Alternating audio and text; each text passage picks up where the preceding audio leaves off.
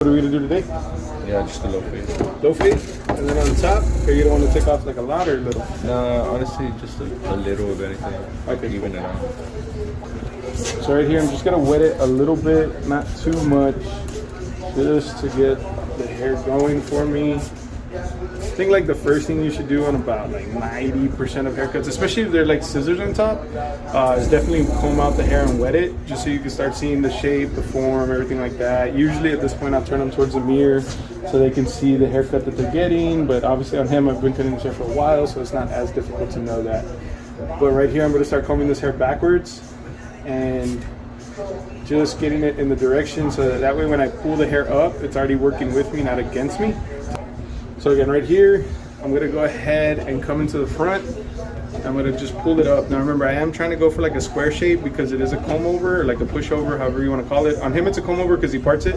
But right here, again, I want this hair in the front to stay the longest, so I'm gonna create almost like a bridge coming out and leaving the front hair more dominant, so that way when I style it, he doesn't have a hard time doing that. All right, so we'll go ahead and get started with that.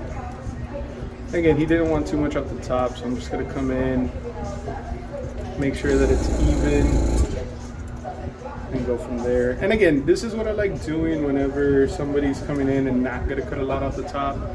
I like getting it started early, so that way the fade, I'm able to really blend it into what he is getting on top.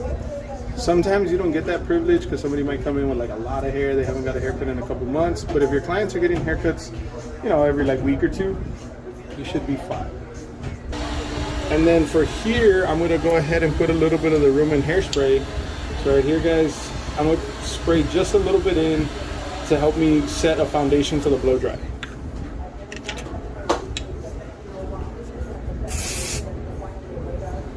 Now remember, you don't have to spray a lot of it, and once you spray, you can kind of spread it around the hair and then begin the blow dry process. So I usually like to start the blow dry on the side opposite the part. You don't always have to do it like that, it's just kind of my style. And you want to make sure you're blow drying past the middle of the head. A lot of barbers kind of just come right here and do this, they just go up. You want to kind of blow dry past the center of the head to really make sure that you're getting that center area dry. A lot of barbers, again, will just do around the horseshoe. And that center area, if you leave it wet, will affect his style later. So right here, the hairspray, as we're gonna see, it's not really clumping up or making it too hard to cut.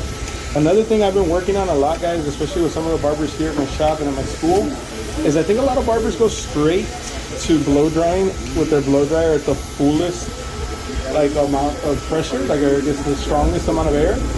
I've learned that if you slow it down a little bit, it actually helps out to really set in that style. So if you're a barber watching this, or a student, or anybody like that, just try it out. Don't use your blow dryer on high the whole time.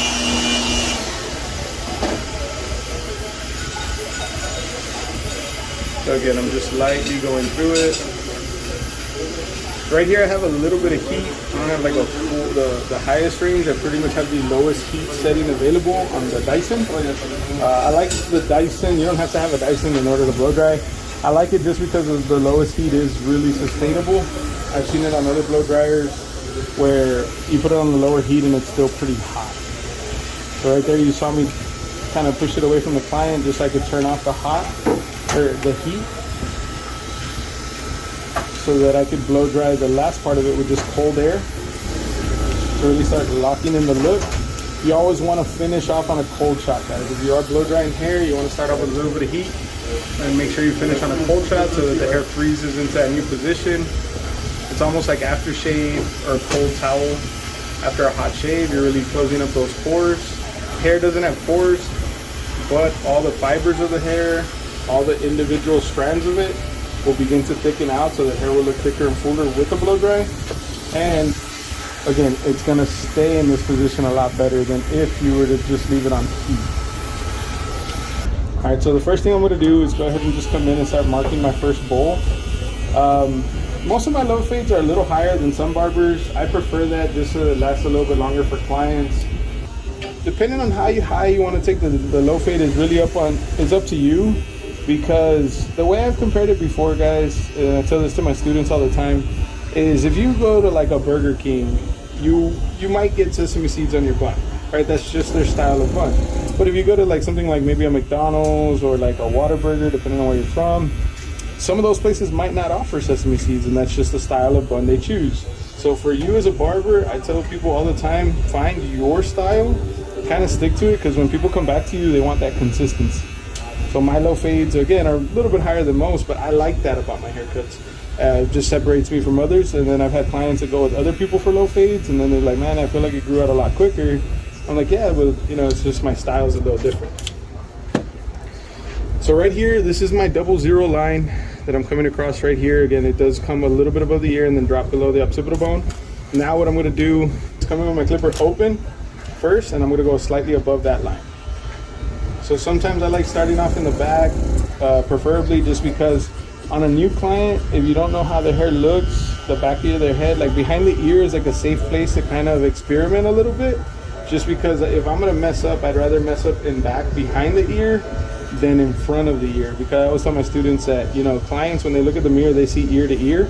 So you wanna make sure if you are gonna make any minor mistake, or at least kind of figure out that, oh man, I went a little too high with it, I'd rather do that in the back. So right here, I went down 2 clicks, and I'm gonna go about halfway into that guide that I created first. I'm not gonna go all the way into this top guide. I'm gonna stay a little bit closer to the bottom guide. So now that was halfway, I'm gonna close up 1 more click. The clippers that I'm using do have 4 clicks, meaning they have 5 settings. And the way I like to do it is cut the clipper in half, and then cut it into a quarter, and then a quarter again. So right here, this is the first quarter that I'm gonna be breaking down to. And then I'm gonna close it 1 more. And now the more I close that clipper, guys, the further from that top line I'm gonna stay, and the closer to that bottom line I'm gonna be at.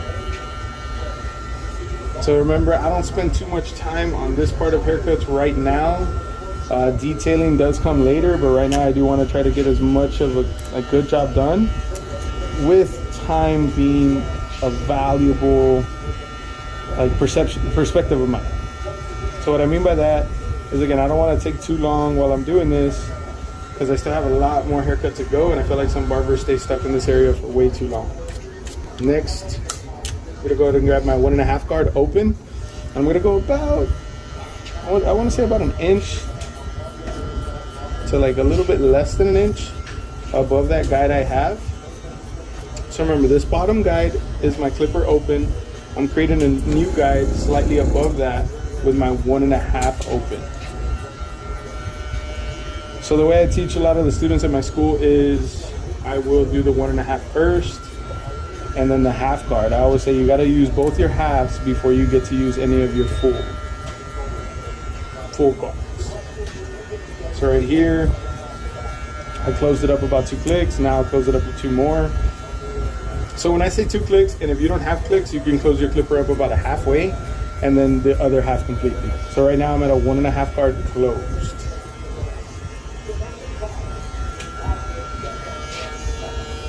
And again, the hairspray that I put in earlier is just kind of helping to style this hair out, so you can see that. So being that I have to use both my half guards before I use a full, this is when I'll come in with my half guard open, so it's about a 1. And I know I'm not gonna reach into the area where the 1.5 was closed. I'm gonna go about halfway into that. So from this line to this line, I'm gonna try to stay in the middle, just depending. Again, the reason this changes on certain people is because some people might have thicker hair, thinner hair, they have more hair, less hair, because remember, those are 2 different things. You can have a lot of thin hair or a little bit of thick hair, and those are 2 different looks. So there's never an exact answer on how you got to get that done. So from here, I'm going to go ahead and close up 1 more click. So about a quarter more closed. And then I'm going to continue to stay more towards that bottom line. And then I'm going to go to completely closed. And I'm really trying to focus in on that first line that I marked earlier with the clipper open, because the half guard closed is as close as I can get to that without risking taking the haircut higher. I want to try to do as much work with my guards as possible, because once you start having to do work again without your guards, it can get really risky on the haircut. So again, right here, just cleaning everything up, working my way up to the top.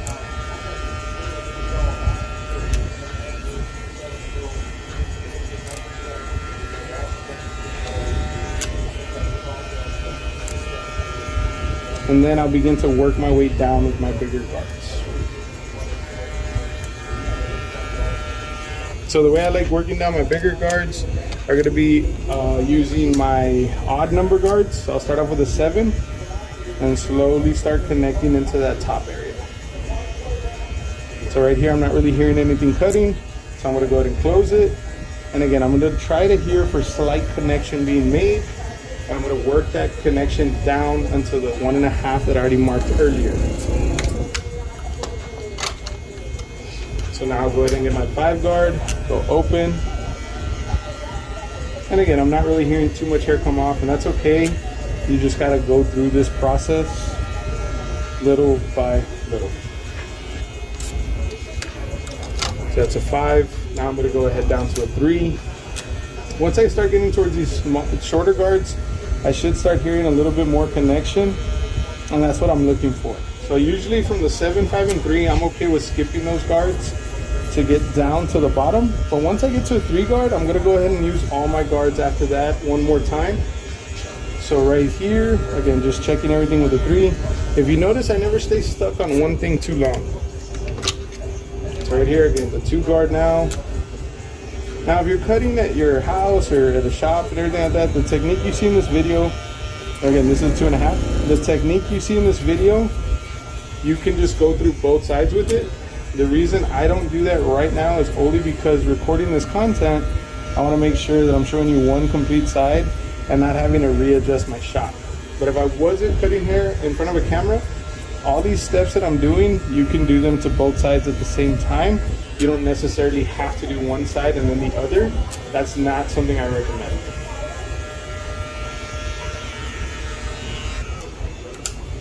So now I'm going to go ahead down to, that was my 2 guard I used last, and now I'm going to go to my 1.5 guard open, which is the guard I was using earlier. I'm going to slowly close up 2 clicks. And again, I'm going to start blending down any line I have still. So right here, I'm going to go to the 1.5 closed. And again, now that I have the haircut styled and blow dried into place, I can see everything that I'm doing really well, and it gives me a real good look of how this haircut's coming out. So that's why on haircuts like this, where I'm not going to be taking too much off the top, I don't mind doing that earlier in the haircut.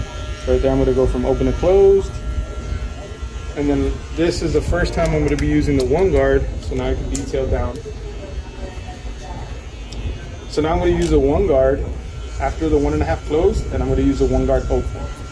So again, just slowly inching my way down little by little with each guard, taking full advantage of the lever to help me continue to transition this fade over a longer period of time with a much better look on the final outcome because the top is blow dried and styled already.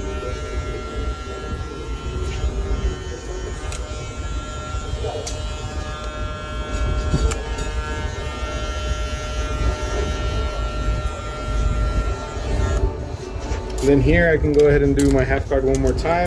So I've done everything once already. So everything, I've already used every guard at least one time. So at this point I'm okay with using the other guards twice. So the only guard I'll pretty much use twice a lot of the times, other than the 1.5 here and there, is gonna be my 1/2 guard. This is probably the most important guard for a fade, guys. It really does help transition that bottom into the top. And doing it at this time in the haircut is so much easier for me because I could really see where any little dark spots are staying and go from there. So let me just go ahead and get the other side and then we'll continue. All right, so now that I already did the other side, I'll go ahead and come to the front and start edging up just the corners a little bit. Right here, I want to make sure I'm leaving it as natural as possible while still being real nice and crispy. You know, sometimes my elbow gets in the way of the shot, so forgive me. But right here, again, just lightly using my machine. You don't want to push anything back. You want to try to leave it as natural as possible. At this point, I'll sometimes also start doing the beard as well.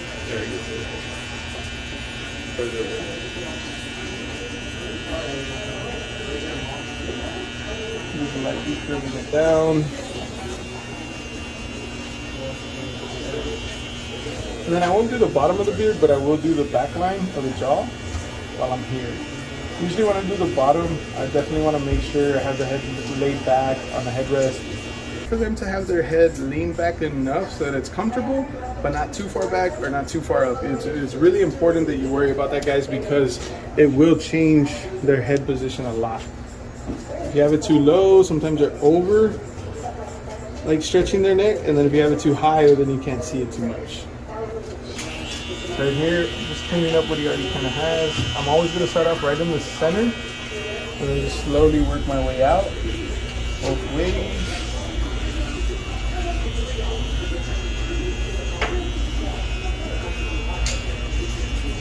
Again, just taking my time. And you see, the cool thing about having the headrest, guys, I didn't do it before a lot because I felt like it would take too much time, and I was kind of like always trying to be efficient with it. But honestly, for the amount of help that it gives me whenever I'm doing these beards, it's worth it. So make sure if you do have a headrest available, you lay your client's head back so that you can really have them comfortable, and then take your time perfecting this line, because then I can take a step back if I need to, see how it's coming out, and then come back and readjust anything that I see that needs a little bit of touch, like a little bit of a touch up. In here, usually clean up these points as well, just a little bit, not too much.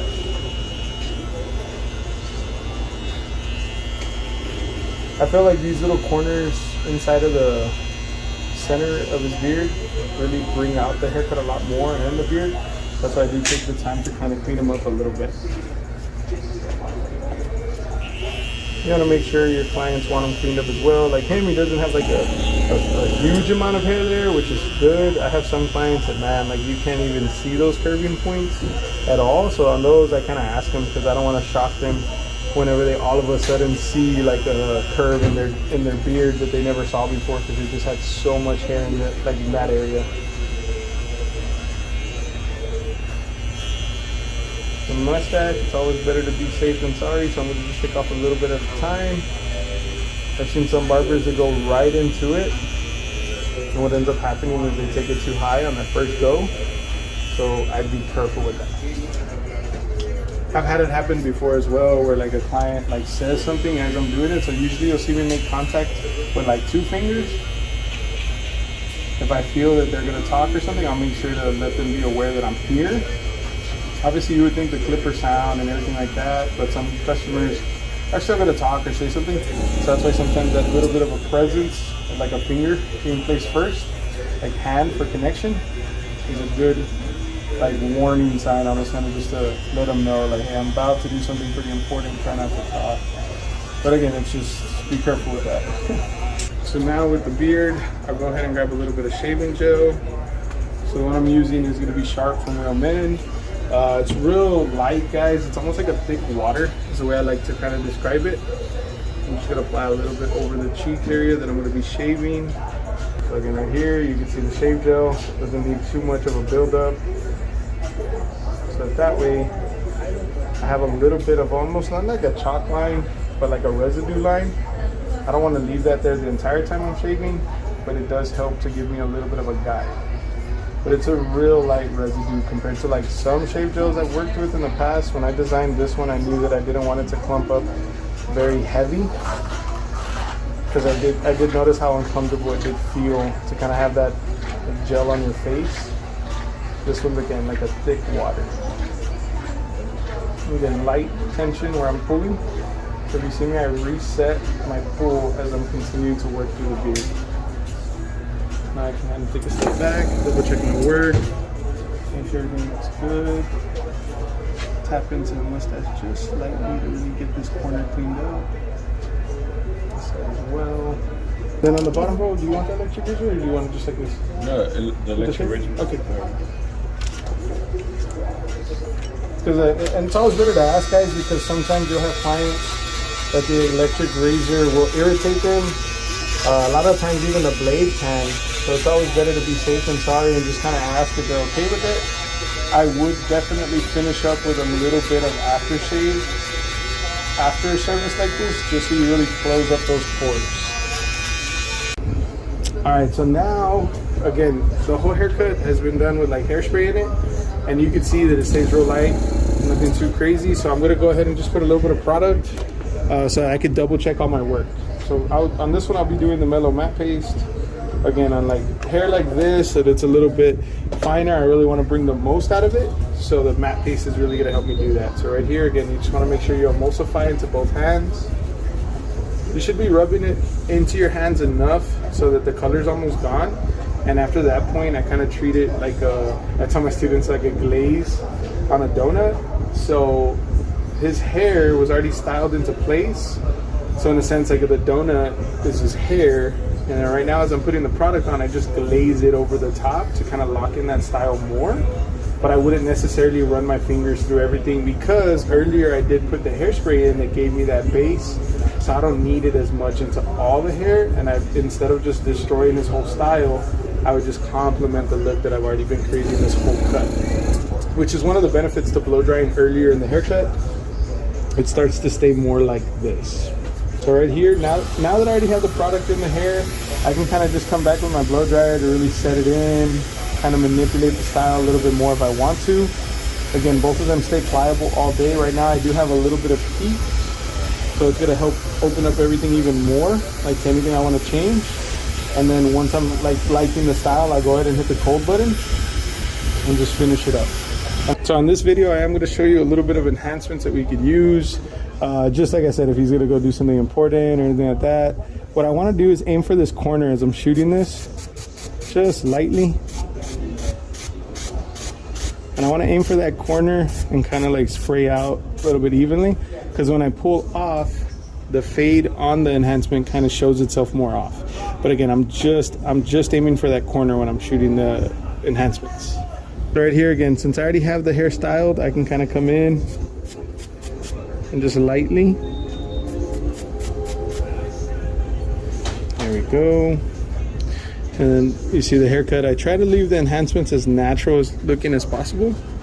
So right here, if I want to, I could just spray a little bit over and just grab my brush.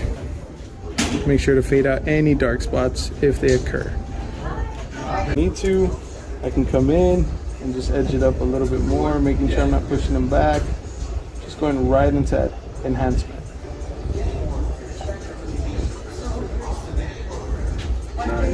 Real quick. Just lightly cleaning it up. And it really brings out that haircut, guys. All right, guys, so just another real good finished look. So you can see, make sure to check out my other videos. I'm gonna be trying to come out with more content consistently. If y'all have any questions, please feel free to ask me. I'm a little bit better on Instagram than I am on YouTube, but all the products that I use today will be linked in the bio.